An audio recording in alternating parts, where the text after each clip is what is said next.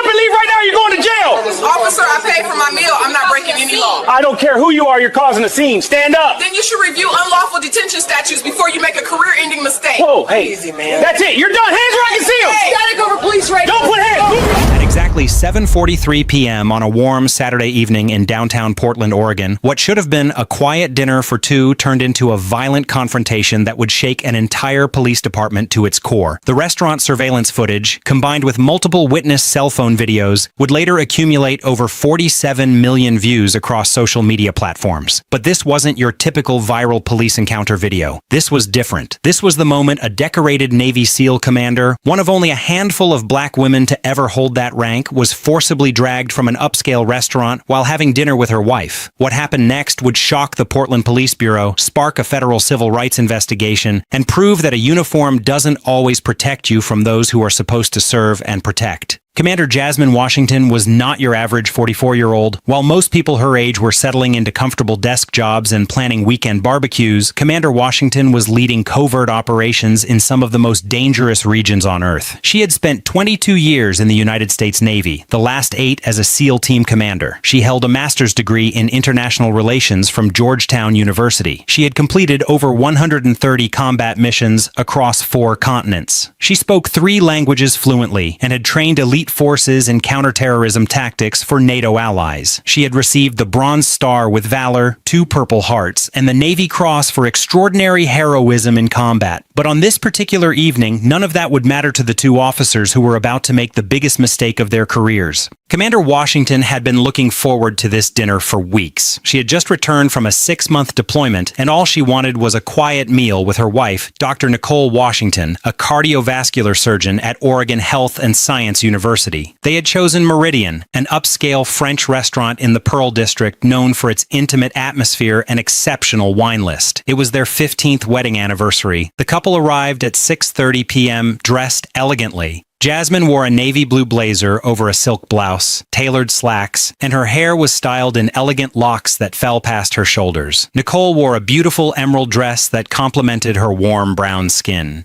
They were seated at a corner table by the window, overlooking the city lights. The evening was perfect. For over an hour, they enjoyed their meal, laughed, reminisced about their first date, and talked about the future. Jasmine was considering a teaching position at the Naval Academy. Nicole was about to publish research on minimally invasive cardiac procedures. They ordered the tasting menu, savored each course, and split a bottle of Bordeaux. The server, a young woman named Emma, later testified that they were model customers, polite, engaged with each other, and clearly celebrating something special. Everything was peaceful. Jasmine wasn't worried. She was simply enjoying a rare moment of normalcy with the woman she loved, following every social norm exactly as expected. She wasn't being loud. She wasn't being disruptive. She wasn't being anything other than a paying customer celebrating her anniversary. Then everything changed. At 7:38 p.m., a white couple in their early 60s was seated at the table directly next to them. Within minutes, the woman, later identified as Margaret Hoffman, a local real estate developer, began staring at Jasmine and Nicole. She whispered to her husband, then called over the server. According to multiple witnesses, Mrs. Hoffman complained that she felt uncomfortable. She didn't say why. She didn't cite any specific behavior. She just felt uncomfortable and wanted the couple moved or removed. The server, clearly uncomfortable herself, explained that the restaurant was fully booked and there were no other tables available. She offered to move the Hoffmans to the bar area where they could wait for another table. Mrs. Hoffman refused. She demanded to speak to the manager.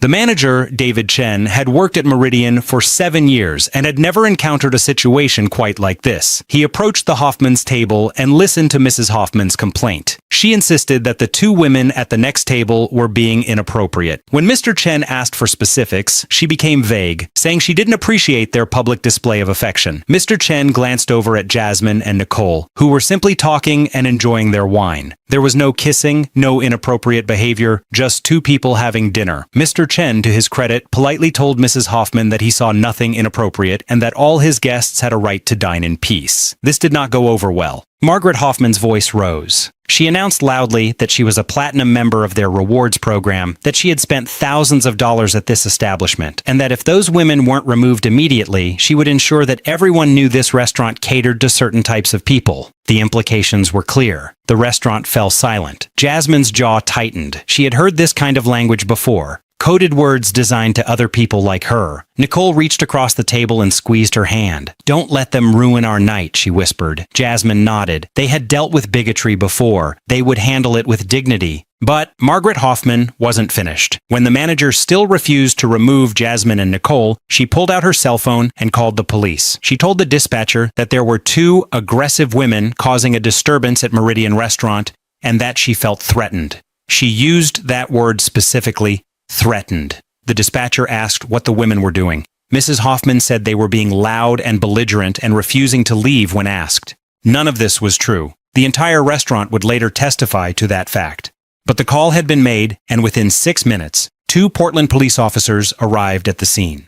Officer Ryan Martinez and Officer Kevin Brooks had been partners for 3 years. Martinez was a 7-year veteran of the force with a decent record, though he had 2 complaints in his file for aggressive behavior during traffic stops. Brooks was newer, only 2 years on the force, and he mostly followed Martinez's lead. When they walked into Meridian, they were immediately approached by Margaret Hoffman, who pointed at Jasmine and Nicole's table and repeated her false claims. The officers didn't speak to the manager. They didn't speak to any other witnesses. They didn't assess the situation. They walked directly to Jasmine and Nicole's table with their hands near their belts, already in confrontation mode. Officer Martinez spoke first. "Ma'am, we've received a complaint that you're causing a disturbance. We need you to leave the restaurant." Jasmine looked up calmly, her expression neutral, but her eyes sharp. She had dealt with hostile situations in war zones. 2 cops in a restaurant didn't intimidate her. "Officer, I'm a paying customer having dinner with my wife. We haven't caused any disturbance. There must be some misunderstanding."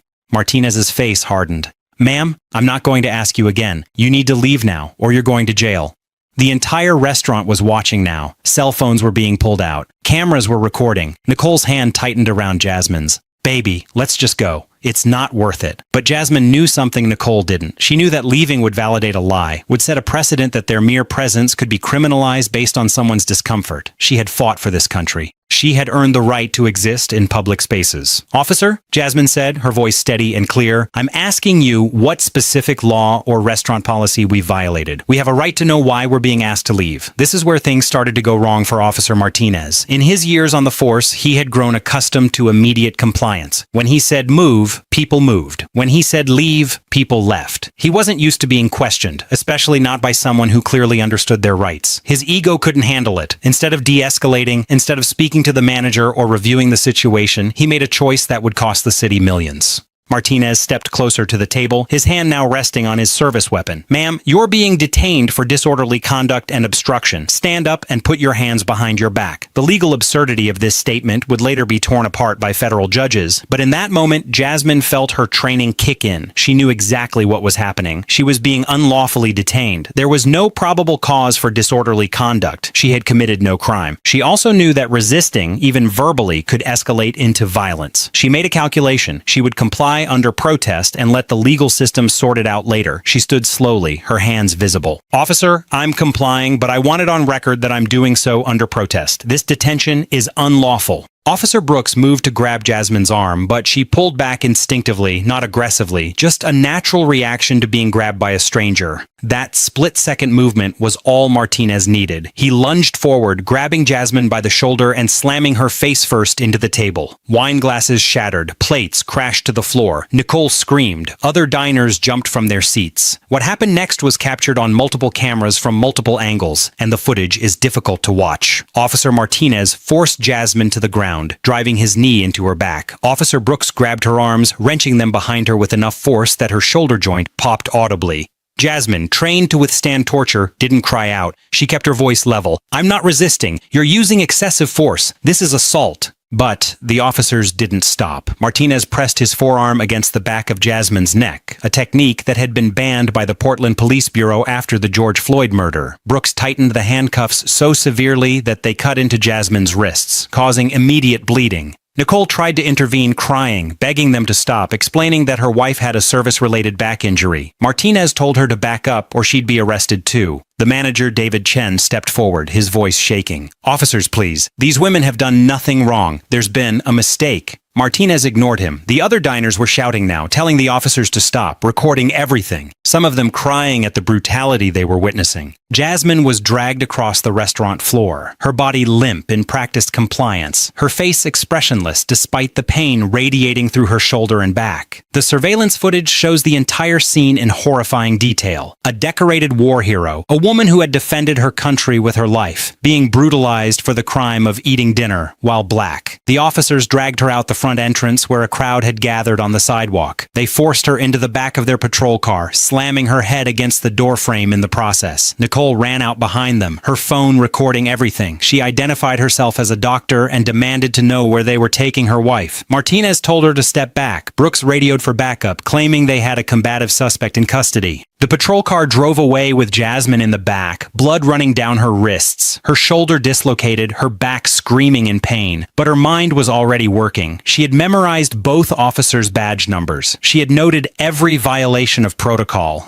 every use of excessive force, every legal mistake they had made, and she knew exactly what she was going to do about it. The ride to the precinct took 12 minutes. During that time, according to the dashcam footage that would later be subpoenaed, Officer Martinez made several comments. He said, "These people think they can do whatever they want." He said, "She should have just left when I told her to." He said, "Maybe a night in jail will teach her some respect." Officer Brooks laughed. Neither of them had any idea who they had just arrested. At the precinct, Jasmine was processed like any other suspect. Her personal belongings were confiscated, her photo was taken, her fingerprints were recorded. She was placed in a holding cell without medical attention for her injuries. Standard protocol required that any suspect reporting injury be evaluated by medical staff before booking. This didn't happen. When Jasmine requested medical attention for her dislocated shoulder, she was told she'd be seen eventually. When she requested her phone call, she was told she'd get it when they got around to it. She was left in that cell for 3 hours. During those 3 hours, Nicole was frantically calling lawyers, calling the ACLU, calling anyone who could help. She also did something else. She posted the video she had recorded to social media. Within an hour, the video had 10,000 views. Within 2 hours, 50,000. Local news stations picked it up. By midnight, it had gone viral. Over 2 million people had watched a Navy SEAL commander being brutalized and arrested for eating dinner. The hashtag started trending, black women trending, police brutality trending, Portland PD trending. News vans began arriving at the precinct. Reporters demanded answers. The Portland Police Bureau's Public Information Office was overwhelmed. And still, Jasmine sat in that holding cell, her shoulder in agony, her wrist still bleeding, waiting for her phone call. At 11:15 p.m., a sergeant finally came to the holding cell. He looked uncomfortable. "Commander Washington?" Jasmine looked up. "Yes, you're free to go. All charges have been dropped." Jasmine stood slowly, wincing at the pain. "I want my phone call. I want to file a formal complaint, and I want medical attention immediately." The sergeant nodded. "Ma'am, I apologize for what happened tonight. We're going to make this right." Jasmine's expression didn't change. "No, Sergeant. You're going to face the consequences. There's a difference." She was released at 11:43 p.m., exactly 4 hours after she'd been eating anniversary dinner with her wife. Nicole was waiting in the lobby, her face streaked with tears. They embraced carefully, mindful of Jasmine's injuries. Nicole drove her directly to the emergency room at Oregon Health and Science University, where her colleagues examined her. The medical report documented a dislocated shoulder, severe contusions on her back and neck, lacerations on both wrists from overly tight handcuffs, and traumatic stress. The shoulder would require surgery to repair the damage. The back injury, a previous combat wound, had been re-aggravated and would require months of physical therapy. The emotional trauma would require counseling. All of this from a dinner date. Now, most people who have this type of encounter might file a complaint with Internal Affairs and hope for the best. Maybe they'd call a local attorney. Maybe they'd contact the ACLU. Maybe they'd give an interview to the local news. But Commander Jasmine Washington wasn't most people. She didn't just file a complaint. She launched a campaign.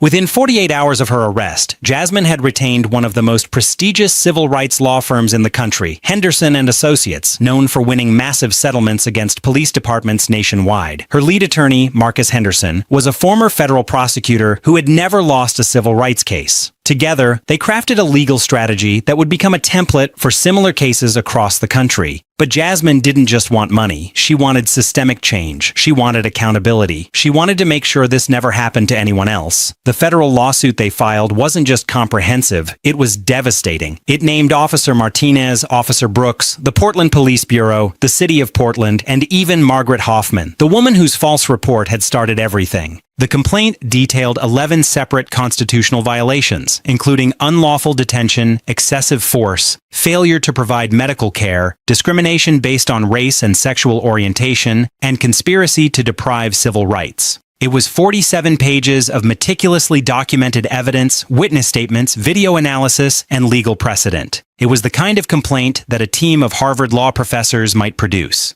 It was thorough, professional, and completely devastating. The Portland Police Bureau received Jasmine's lawsuit on a Wednesday morning. By Friday afternoon, the chief of police had placed both officers on administrative leave. This wasn't normal. Usually these processes take months just to get started. Internal affairs investigations drag on. Officers remain on duty. The blue wall of silence goes up. But Jasmine's complaint was so detailed and so damning, and the public outcry was so intense that the department couldn't ignore it. The video had now been viewed over 15 million times. National news networks were covering the story. Civil rights organizations were demanding federal intervention. The Portland City Council was facing intense pressure. Protesters were gathering outside police headquarters daily. This wasn't just another viral video. This was a powder keg. The internal affairs investigation began immediately. Lead investigator, Lieutenant Sarah Morrison, a 20-year veteran with a reputation for fairness, was assigned to the case. She pulled all the evidence. The restaurant surveillance footage, the body camera footage, which Martinez and Brooks had conveniently forgotten to activate until after the arrest. The dash cam footage from the patrol car, the holding cell footage, the 911 call from Margaret Hoffman, witness statements from 17 restaurant patrons, the manager's detailed account, Nicole's cell phone video, medical records from the hospital, the paper trail of the booking process. Lieutenant Morrison watched the restaurant footage once, then she watched it again. Then she brought in the deputy chief to watch it with her. The footage confirmed everything Jasmine had written in her complaint. It showed a peaceful couple having dinner. It showed Margaret Hoffman's complaint to the manager. It showed the manager's attempt to de-escalate. It showed the officers arriving and immediately confronting Jasmine without investigating the situation. It showed Jasmine's calm compliance. It showed the moment Martinez slammed her into the table for no justifiable reason. It showed the excessive force used to restrain a woman who was not resisting. It showed her being dragged across the floor like a criminal. But there was something else in the footage that made this case even more serious. The audio, enhanced by forensic technicians, captured Officer Martinez saying to his partner as they approached the table, "Let's make this quick. These types always give us trouble." These types, those two words would become central to the federal civil rights investigation. They demonstrated bias. They demonstrated preconceived notions. They demonstrated exactly the kind of discriminatory policing that civil rights laws were designed to prevent. Combined with Margaret Hoffman's coded language about certain types of people, the case became not just about excessive force, but about systemic racism and homophobia. The investigation took 6 weeks in total. That's incredibly fast for a police misconduct investigation. Most take 6 months or longer. But the evidence was so clear and Jasmine's legal team was so thorough that there wasn't much to investigate. Everything was documented, everything was recorded, everything was undeniable. The internal affairs findings were released in a detailed 32-page report. The report found that Officer Martinez had violated department policy on use of force, failed to properly assess the situation before taking action, failed to activate his body camera as required, used prohibited restraint techniques, failed to provide required medical care to a suspect reporting injury, and demonstrated bias in his approach to the incident. The report found that Officer Brooks had violated department policy by participating in the excessive use of force, failing to intervene when his partner used prohibited techniques, and failing to provide medical care. The report found that both officers had made false statements in their arrest report, claiming that Jasmine had been combative and had resisted arrest. The video evidence proved these statements were lies. The report recommended immediate termination for both officers and referral to the district attorney for potential criminal charges. The Portland Police Bureau's chief, Daniel Rodriguez, held a press conference. It was painful to watch. He apologized directly to Commander Washington. He acknowledged systemic failures in training and oversight. He announced that both officers had been terminated effective immediately. He announced new policies for bias training, de-escalation requirements, and strict body camera protocols. He announced an independent review of all use of force incidents from the past 5 years to identify patterns. It was everything a reform-minded chief could say, but for Jasmine, it wasn't enough, because this wasn't just about two bad cops. When the video hit the internet, it exploded beyond anything anyone anticipated. News outlets across the country picked it up. CNN, MSNBC, Fox News all covered it extensively. Social media shared it millions of times, ultimately reaching over 47 million views across all platforms. Civil rights attorneys broke it down frame by frame on YouTube, using it as a teaching tool. Law schools used it in their constitutional law classes as an example of Fourth Amendment violations.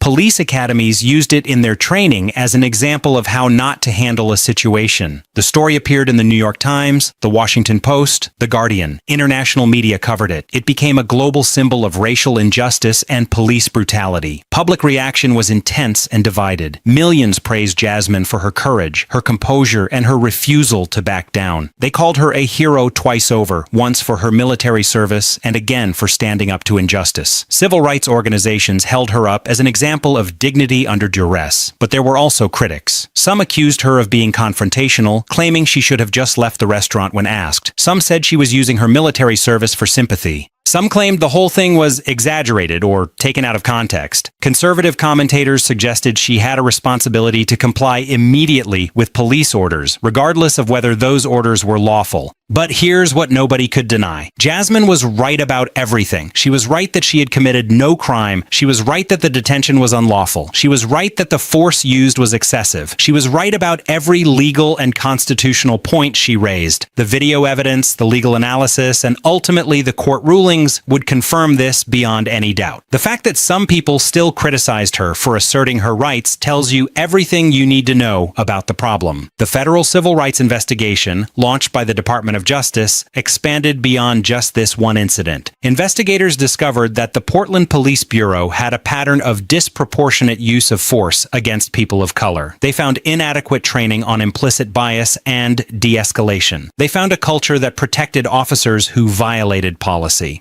They found that complaints of misconduct were often dismissed or inadequately investigated. The DOJ issued a scathing report with 73 specific recommendations for reform, and the city entered into a consent decree requiring federal oversight for 5 years. But there was another element to this story that often gets overlooked. Margaret Hoffman, the woman whose false 911 call started this nightmare, faced her own consequences. She was charged with filing a false police report, a misdemeanor in Oregon. She eventually pleaded guilty and received a suspended sentence, community service, and a fine. But the civil lawsuit against her was still pending. Jasmine's attorneys argued that Hoffman's actions, motivated by racial and homophobic bias, directly caused Jasmine's injuries and trauma. They sought damages not just from the police department, but from the individual who weaponized law enforcement against an innocent couple. This aspect of the case sent a powerful message. If you make a false report to police motivated by bias, you can be held personally liable for the consequences. 18 months after that terrible night at Meridian Restaurant, the case finally went to mediation. The city of Portland, facing overwhelming evidence and catastrophic publicity, wanted to settle. Jasmine's legal team had prepared a trial strategy that would have been devastating. They had expert witnesses lined up. They had similar cases ready to present as pattern evidence. They had economic analyses showing the lifetime impact of Jasmine's re-injured shoulder on her military career. They were ready to take this to a jury, and juries in Oregon had been awarding massive verdicts in civil rights cases. The city knew they would lose, and lose big. The settlement negotiations took 3 days. Marcus Henderson, Jasmine's lead attorney, walked into that mediation with one clear message. This wasn't just about money. This was about accountability, systemic change, and ensuring this never happened again. The final settlement agreement was unprecedented. The city of Portland agreed to pay $4.2 million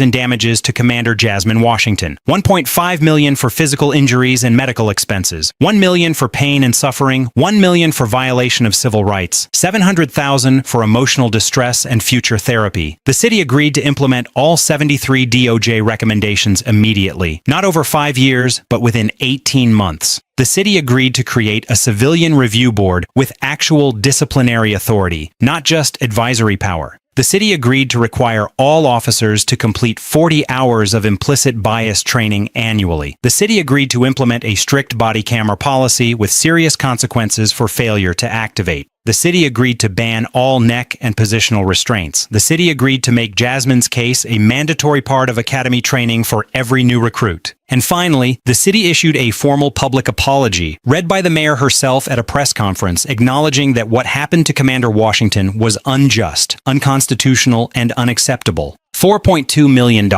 It was one of the largest settlements in Portland history for a single incident of police misconduct. But for Jasmine, the money was never the point. She donated $1 million to organizations fighting police brutality and supporting victims of wrongful arrest. She established a scholarship fund for LGBTQ military veterans. She kept enough to cover her medical expenses and compensate for her shortened military career. The rest went to causes she believed in. Because this was never about getting rich. It was about making change. After the footage went viral, dozens of other people came forward with complaints about Officer Martinez specifically. Turns out this wasn't his first incident of excessive force. It wasn't even his fifth. Internal Affairs had received 11 complaints about Martinez in his 7 years on the force. Most had been dismissed or resulted in minimal discipline. A pattern of aggressive behavior, particularly toward people of color, had been documented but never seriously addressed. This raises a critical question. How many incidents have to occur before a dangerous officer is removed from duty? In the aftermath of the settlement, Commander Jasmine Washington faced an important decision about her future. The shoulder surgery had been successful, but the recovery was long and difficult. At 45 years old, after 23 years of service, she had to consider whether she could continue as an active SEAL team commander. The physical demands were immense. She was no longer at 100%. After extensive discussions with her command and with Nicole, she made the decision to retire from active duty with full honors. But retirement didn't mean stepping back. She accepted a position as a senior instructor at the Naval Academy in Annapolis, teaching leadership, ethics, and military law. She became a sought-after speaker on civil rights, appearing at universities, conferences, and police training seminars across the country. She published a book titled Serve and Protect: What Happened When I Expected Police to Do Both, which became a bestseller and required reading in many criminal justice programs. She also became a consultant for police departments seeking to reform their practices, using her experience to help train officers on de-escalation, implicit bias, and constitutional policing. She turned her trauma into purpose. As for Officers Martinez and Brooks, their careers in law enforcement ended that night. Martinez, facing potential criminal charges for assault and filing a false report, ultimately accepted a plea deal that included probation and community service, but no jail time. Many felt this was too lenient, but Jasmine herself supported the plea, believing that systemic change was more important than individual punishment.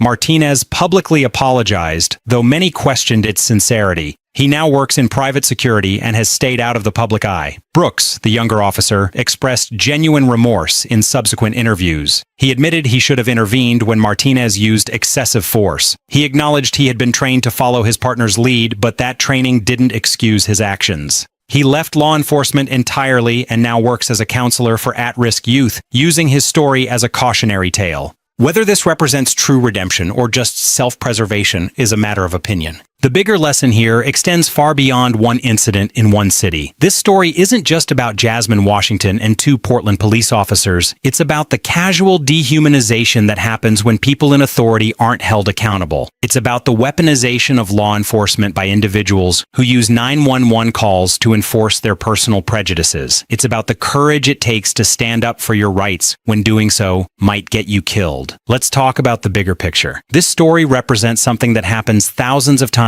every year across this country, usually without video evidence, usually without a victim who has the resources and knowledge to fight back, usually without justice. For every Jasmine Washington whose story goes viral and results in change, there are countless others whose stories never get told. People who are arrested unlawfully, brutalized, humiliated, and then forgotten by a system that protects its own. The knowledge angle is critical here. Jasmine knew her rights in extraordinary detail. She knew exactly what legal standard governed her detention. She knew what level of force was legally justified. She knew how to document everything. She knew how to navigate the legal system. She had resources, education, military training, and connections that most people don't have. And even with all of that, she was still brutalized, arrested, and traumatized. Now imagine if she had been someone with less education, fewer resources, no knowledge of constitutional law. Imagine if she'd had a public defender instead of a top civil rights firm. Imagine if there had been no video evidence. The outcome might have been completely different. She might have been convicted of resisting arrest based on false officer testimony. She might have a criminal record. She might have lost everything. That's the reality for too many people.